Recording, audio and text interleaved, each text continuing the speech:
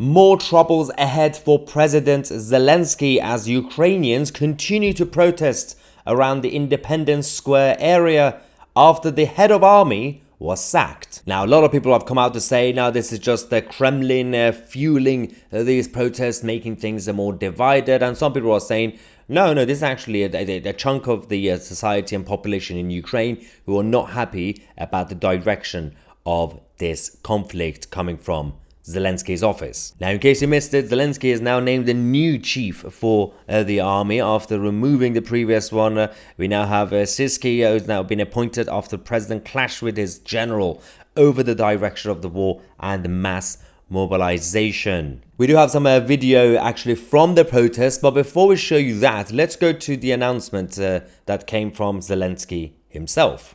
Відверто поговорили сьогодні про те, що потребує змін в армії. Термінових змін. Я запропонував генералу Залужному бути і надалі разом в команді української держави. Я буду вдячний за його згоду. Сьогодні я ухвалив рішення про оновлення керівництва Збройних сил України. Це не про прізвище і тим більше не про політику. Це про систему нашої армії, про менеджмент у Збройних силах України. Now, Zelensky does say that it's not about surnames, it's not really about politics either, but some of the divisions actually and clashes were about politics, but not necessarily politics as in party politics, but in terms of the differences and the direction of the conflict. Let's go to the protests.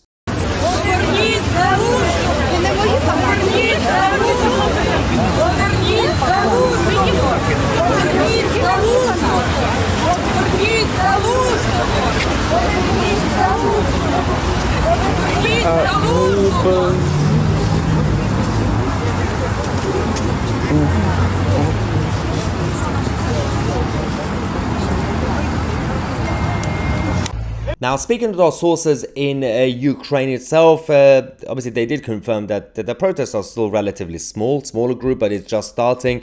And they also did mention that there are different type of groups with different demands and different worldview that are protesting against Zelensky and his government. Primarily, obviously, it's about the sacking of the general, but at the same time, it's also about the other parts of politics. There's got the opposition, who obviously have been completely crushed by now, and there are a lot of people who are just worried about this conflict continuing and the refusal to do any sort of negotiations or talks.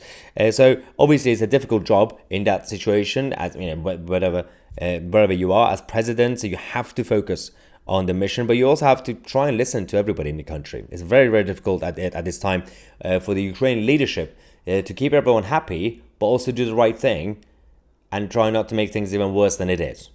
Anyway, let me know your thoughts in the comment section. Hopefully we'll have peace in that region and of course everywhere else in the world. I'm Tousi, and we are the media.